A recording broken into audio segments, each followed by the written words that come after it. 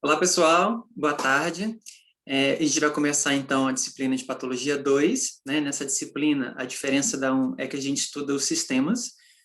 Já foram abordados alguns sistemas, né? Nas aulas com outros professores, e a minha parte ficou o sistema cardiovascular, digestório e tegumentar, né? Então, a gente vai iniciar hoje o sistema cardíaco, cardiovascular, iniciando com as patologias do coração, propriamente dita, né? E depois a gente vai falar um pouquinho mais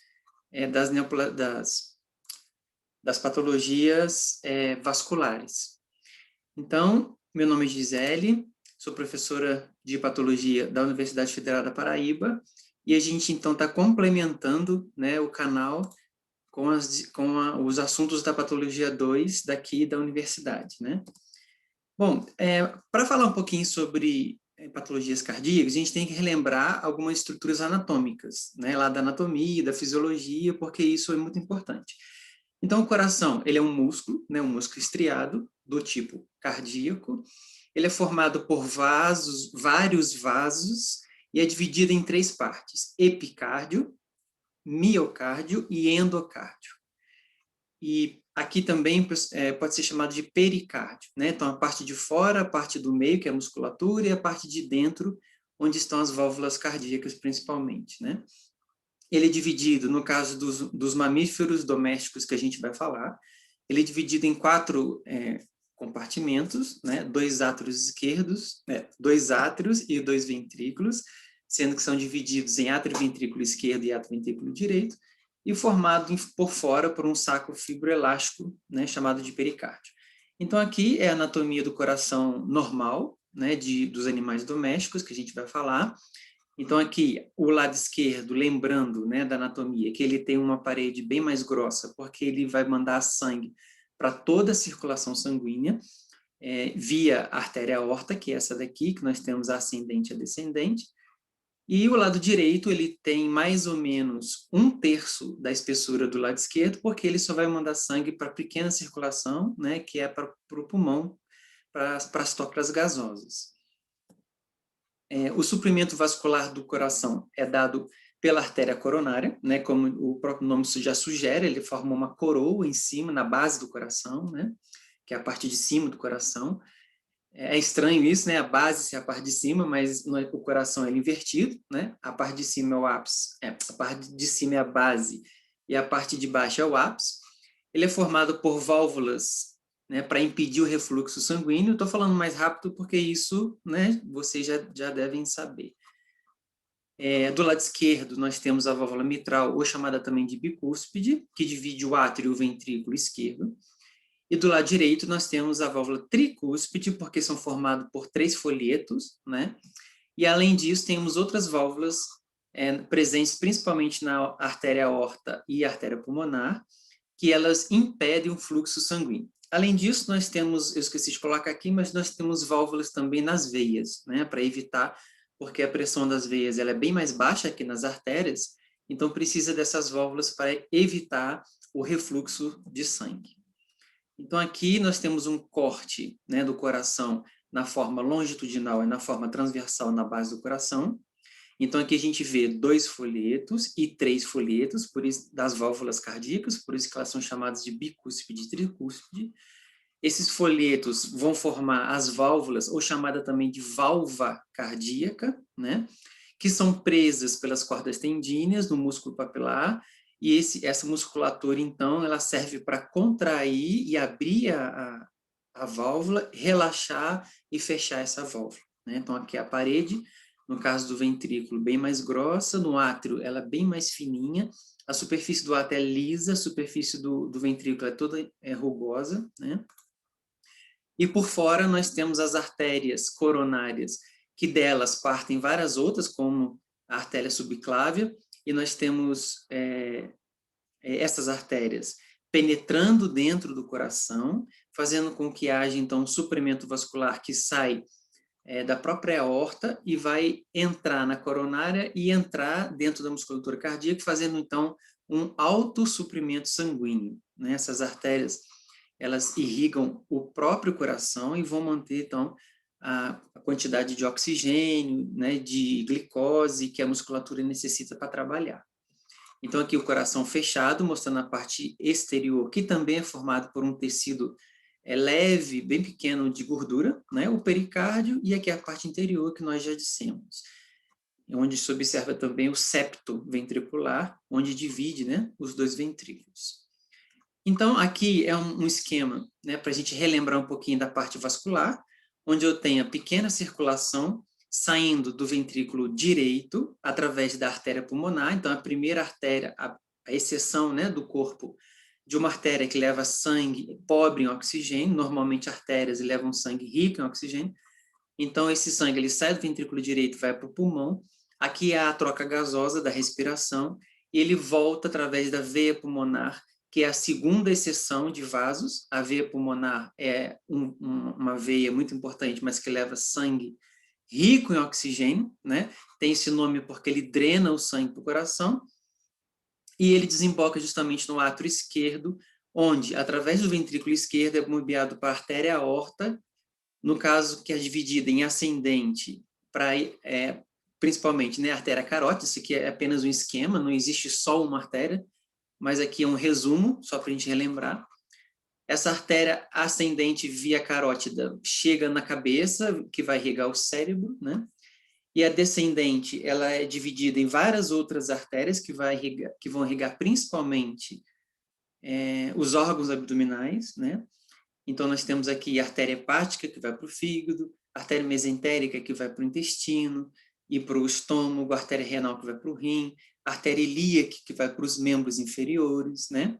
E todo esse sangue é drenado, então, através das suas respectivas veias, veia ilíaca, veia renal, veia hepática, que confluem na veia cava inferior, que se junta à veia cava superior vindo da cabeça e desemboca no coração direito.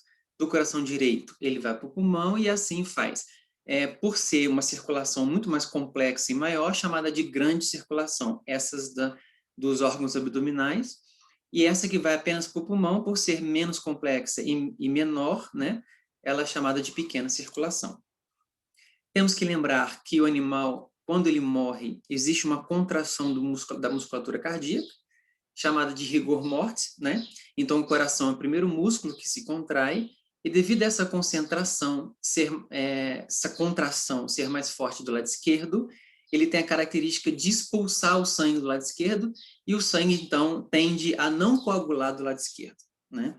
E do lado direito isso não acontece, porque a musculatura é mais sutil, a contração é mais sutil, então nós vamos ter, então, uma contração não suficiente para expulsar o sangue, e é normal, então, a gente encontrar coágulos do lado direito.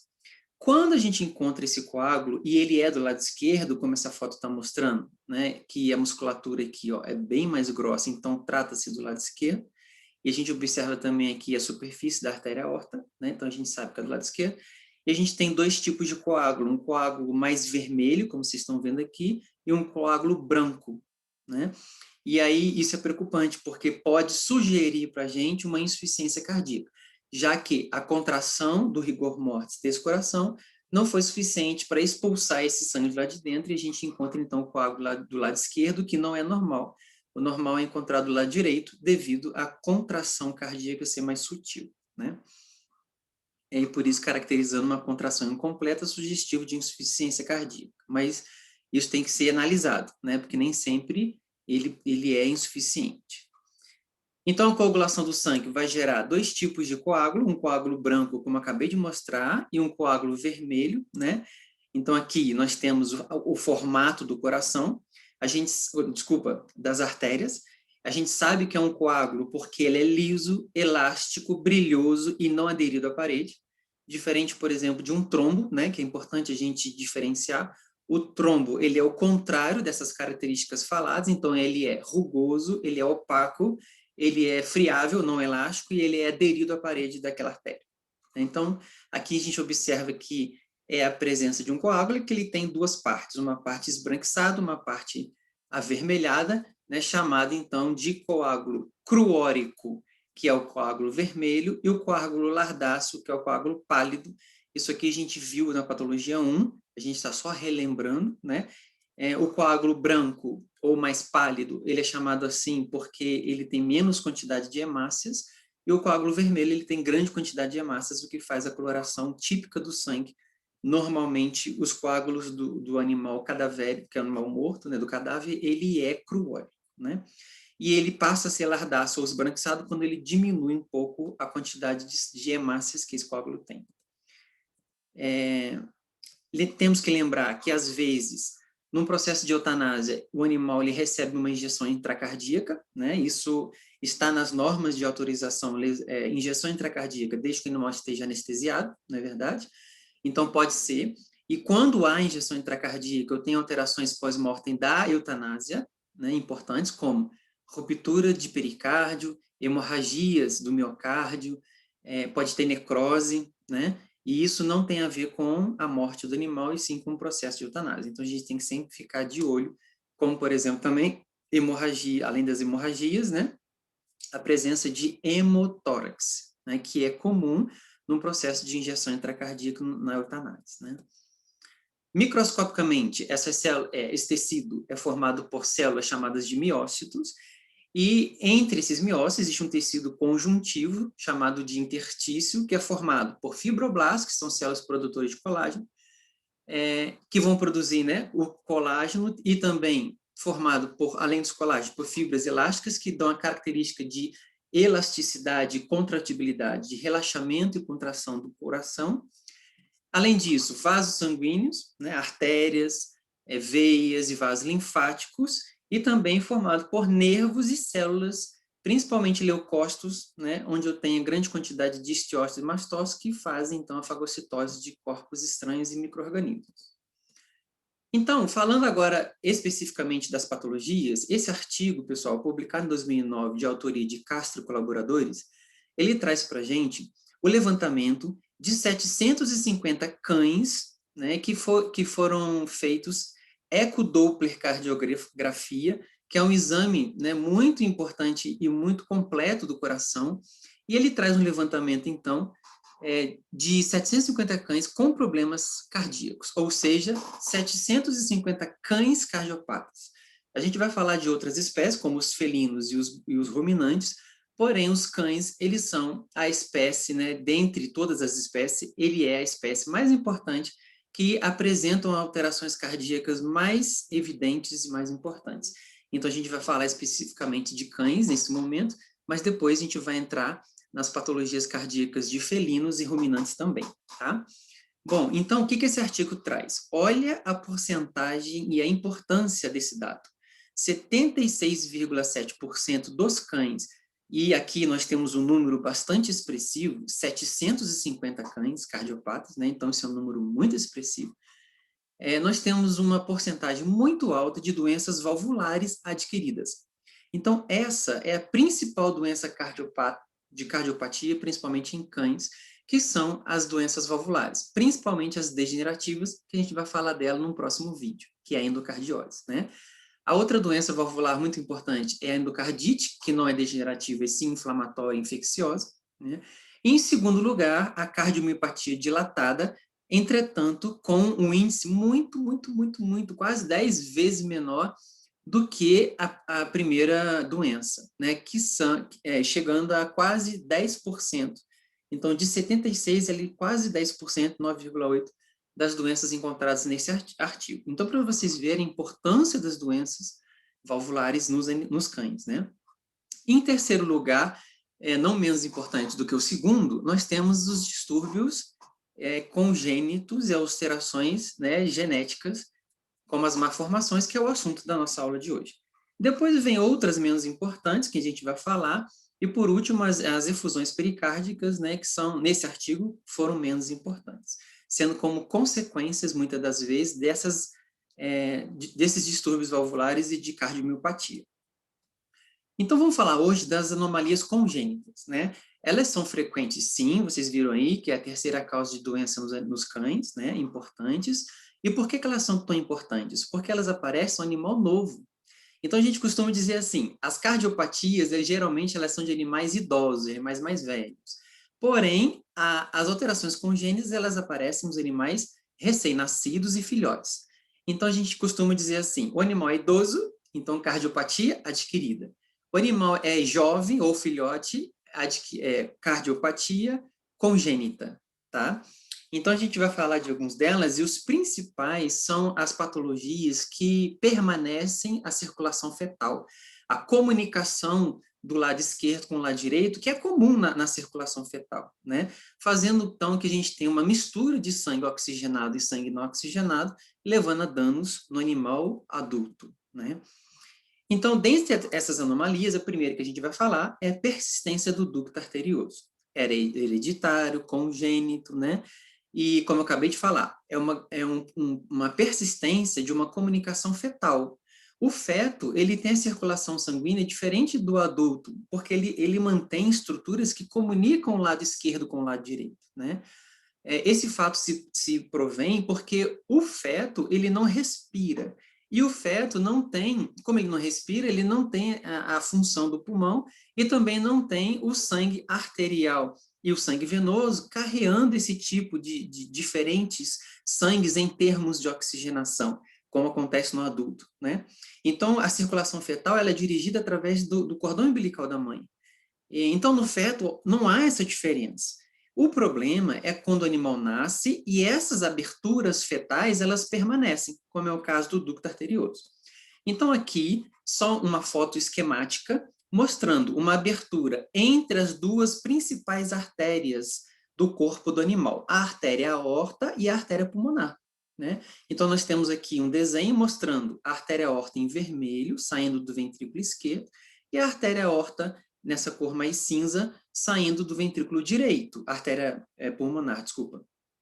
Aqui é no feto. Como é que acontece no feto? Há uma comunicação dessas duas artérias, né?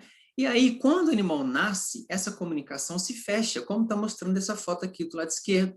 Esse canal se fecha, restando, portanto, apenas um resquício de ligamento, e esse sangue, então, ele é separado, né? Então, essas duas artérias, elas carregam sangues de diferentes concentrações de oxigênio.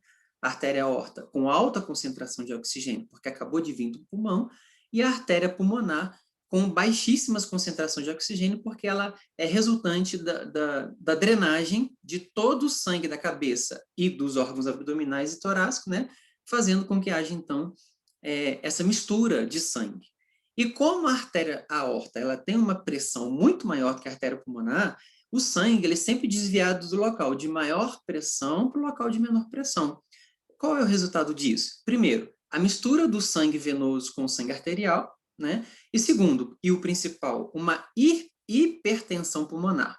Quando a gente fala hipertensão pulmonar, ela é da artéria pulmonar que vai levar essa maior quantidade de sangue para o pulmão, ocasionando, então, uma hipertensão pulmonar, ok? A segunda é a persistência de uma outra comunicação que é para ser fechada, que é a do quarto arco aórtico direito. Okay? Então, vou passar aqui, ó. O arco aórtico, nós temos vários. Nós temos um arco aórtico, 2, 3, 4, 5, 6. Essa foto aqui está mostrando, portanto, os arcos aórticos de uma circulação embrionária. Na fase embrionária, esses arcos aórticos, eles são formados, né? Porém, algum deles desaparece, que é o caso número 1, do número 2 e do número 5, e outros apenas regridem e formam ligamentos, como é o caso do arco quarto, né? Então, nesse caso, o arco quarto do lado direito, como está mostrando aqui, é muito comum que ele persista, chamando então a doença de persistência do quarto arco aórtico direito, né? Como está mostrando no desenho aqui, ó, o lado direito persiste, o lado esquerdo ele se fecha. Então, qual é o problema de persistência desse arco aórtico? O problema é que lá no feto, né, na fase de desenvolvimento, esse arco, ele segura a traqueia e o esôfago. Então, a persistência desse arco, além de misturar os sangues, desculpa, não mistura os sangues, além dele ter um erro de persistir, porque ele é um arco só da artéria aorta, ele vai fazer um estrangulamento dessas duas estruturas. Porque quando ele regride, ele libera essas duas estruturas, né? Então, vai chegar a comprimir a traqueia e vai chegar a comprimir o esôfago. A traqueia, ela não comprime muito porque ela é formada de cartilagem, então uma estrutura mais rígida, mais dura. Então não tem tanto problema. O problema é a compressão do esôfago. Comprimiu o esôfago, ferrou. A gente vai ter uma obstrução e o animal, quando vai mamando o leite, ele pode regurgitar, fazer falsa via, broncoaspirar esse conteúdo e a gente tem um problema muito grave, tá bom? E quando o animal vai crescendo, ele pode simplesmente regurgitar o alimento quando ele for sólido, né? E aí ele perde a nutrição, ele fica fraquinho, diminui a imunidade e pode acabar morrendo por causa disso, tá bom? Então, ele vai gerar, então, dilatação da porção anterior do esôfago até o coração, né? Do coração para baixo não vai afetar, e o animal vai gerar, então, uma doença que a gente chama de megaesôfago, uma dilatação total do esôfago por conta dessa dilatação, né, e dessa obstrução chamada de estenose esofágica devido à persistência do quarto arco aórtico, né? Outra anomalia, e agora a gente vai falar de um defeito de má formação, né, porque a gente está falando até agora não é de má formação, é apenas persistência de um canal que era para fechar. Aqui, uma má formação, que é, como vocês estão vendo aqui, uma comunicação do septo ou do átrio ou dos dois juntos, né? No caso do átrio, não é má formação, continua ainda a persistência de um canal fetal. Então, no feto, a terceira estrutura que eu estou me referindo, que é a comunicação do lado esquerdo com o lado direito e mistura dos sangues, é, portanto, um forame que existe aqui no septo atrial. Então, ele vai continuar aberto quando o animal nasce, né? Porque quando o animal nasce, a respiração faz deslocar o pulmão, abrir o pulmão e, por diferença de pressão, essas estruturas anatômicas cardíacas e vasculares se fecham. Nesse caso aqui, essa estrutura do septo atrial não vai se fechar, continuando aberta, então não é uma má formação. Entretanto, no caso do ventrículo, não existe comunicação fetal. No caso do ventrículo, esse septo, que já falei lá no início da aula, na anatomia, ele é para ser fechado contínuo. Então, nesse caso da foto da esquerda, existe uma comunicação no septo. Então, aqui é uma má formação. Esse septo, então, ele não foi formado devido a um erro genético, né? Então, qual é o problema dessa má formação? Aqui em cima, o coração normal, e aqui embaixo, uma comunicação entre ventrículos, e aqui em cima, uma comunicação entre átrios. Ok? Pode existir as duas coisas juntas. Então, o principal problema é a mistura do sangue arterial do ventrículo esquerdo com o sangue venoso do ventrículo direito. A pressão do lado esquerdo é muito maior, então o sangue sempre vai passar do lado esquerdo para o lado direito. Então, eu vou ter uma congestão de sangue ventricular ou uma congestão de sangue atrial, fazendo com que o coração bata mais rápido, né, e para poder expulsar esse sangue, bata mais forte para poder expulsar esse sangue e gere, portanto, um processo hipertrófico que vai ser estudado na aula de miocárdio, tá bom? E, então, aqui uma foto mostrando o ventrículo esquerdo. Eu sei que é o ventrículo esquerdo porque aqui é a artéria aorta e também pela espessura, né, do lado esquerdo. Então, a gente tem uma comunicação do septo ventricular e essa comunicação é uma má formação e esse sangue vai passar, então, para cá, diminuindo a quantidade de sangue que vai para a aorta, aí eu tenho diminuição da perfusão, a diminuição da quantidade de sangue que sai do coração, diminuindo a pressão, então vou ter que é chamada de débito cardíaco, né? Então vou ter toda uma alteração na circulação de sangue, né? É muito importante e principalmente na época de filhote, na época que o animal precisa dessa circulação estando em dia para crescer. E aí, para a gente finalizar esses distúrbios de malformação, né, de cardíacos, existe uma doença que são 4 anomalias num coraçãozinho só, né? Por isso é chamado de tetra, porque são 4 anomalias. Tetralogia de Fallot.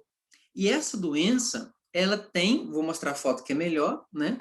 Ela tem 4 defeitos. Primeiro defeito, comunicação entre ventrículos, devido a uma má formação do septo ventricular, como acabei de falar. Segundo defeito, dextroposição da artéria aorta, ou seja, a artéria aorta está mais desviada para o lado direito, tá? E o terceiro defeito, e o mais importante talvez, seria a estenose da artéria pulmonar. Então, a gente viu lá no início que o sangue do ventrículo direito, ele entra para a artéria aorta para levar para a artéria pulmonar, levando, então, o sangue para o pulmão para oxigenação, não é isso? Nessa doença, tetralogia falou, eu tenho uma estenose. O que é estenose? É um estreitamento, é uma má formação, e por isso ela é mais estreita, da artéria pulmonar, fazendo com que haja uma dificuldade enorme do sangue de passar aqui. Então, nesse caso especificamente, o sangue tende a ir do ventrículo direito para o esquerdo, porque a dificuldade na passagem, né? Então, vou ter vários distúrbios circulatórios. Primeiro, hipertrofia do ventrículo direito, porque ele tem que bater mais forte, mais rápido. Dificuldade de oxigenação do sangue, porque o sangue não consegue ir para o pulmão, né? Desvio do sangue do ventrículo direito para o esquerdo e dificuldade de batimentos cardíacos para mandar esse sangue para a artéria aorta. Então, o animal entra numa insuficiência, né? Uma insuficiência cardíaca que vai levar a um processo congestivo, um processo de isquemia, uma hipóxia, muitas alterações cardíacas importantes, consequências de uma má formação. Então, você fala assim, ué, Gi, mas com tantos erros, o animal ainda sobrevive? Ainda sobrevive. Então, aqui, só para vocês terem uma ideia, é um relato de caso de tetralogia de Fallot, né, na revista Clínica Veterinária, onde a gente tem, então, um animal SRD, como esse aqui da foto que vocês estão vendo, fazendo um exame de eletro, né, e depois de eco-Doppler, onde foi diagnosticado uma tetralogia de Fallot. É uma doença que não é muito comum, porém, a gente tem alguns relatos, né, que, quando ela acontece, geram alterações cardíacas muito importantes. Só para vocês terem uma ideia, né, que depende do grau de estenose da artéria pulmonar, a gente vai ter graus de tetralogia de Fallot, desde graus muito graves até graus mais leves. No caso desse animalzinho, ele conseguiu sobreviver 11 meses até ser diagnosticado, né? Então, o animal ele tinha cianose, que é a mucosa arroxeada ou azulada devido à hipóxia, né? Um cansaço fácil, porque essa hipóxia leva à diminuição de oxigenação dos tecidos, desmaios e síncopes, então o animal tinha desmaios por falta de oxigenação cerebral, e dificuldade respiratória, porque ele precisava oxigenar o tecido com mais evidência, e isso faz com que ele tenha um aumento na respiração. Taquipneia, taquicardia também tinha, porque o coração dispara para tentar compensar essa hipóxia, né, mas não consegue, porque ele tem defeitos, tá bom? Então, esse animal aí conseguiu sobreviver 11 meses, depois sobreviveu ainda mais, porque ele tinha um grau de leve a médio de tetralogia. O grau de estenose vai determinar o grau. Quanto mais estenosado for a artéria pulmonar, pior é o grau, e vice-versa, tá certo? Então, acabei de falar, né? Esse sangue é desviado do ventrículo esquerdo para direito quando a estenose é muito grave, né? E cronicamente, o animal ele vai agravando os sintomas, podendo ter tosse, cianose, hipóxia, dificuldade respiratória, desmaios, síncopes devido à falha da oxigenação, e pode ter uma parada cardíaca e morte devido a essas alterações estarem totalmente descompensadas, né? Quando o animal ainda tem persistência de duto arterioso, diminui a gravidade, porque pode ter ainda persistência, então, geralmente, essa anomalia ela pode ser acompanhada de várias outras anomalias, né? Mas quando tem comunicação da artéria pulmonar com a artéria aorta ou persistência de ducto arterioso, né? Ele ainda diminui a gravidade por alívio na pressão nesses locais, tá bom?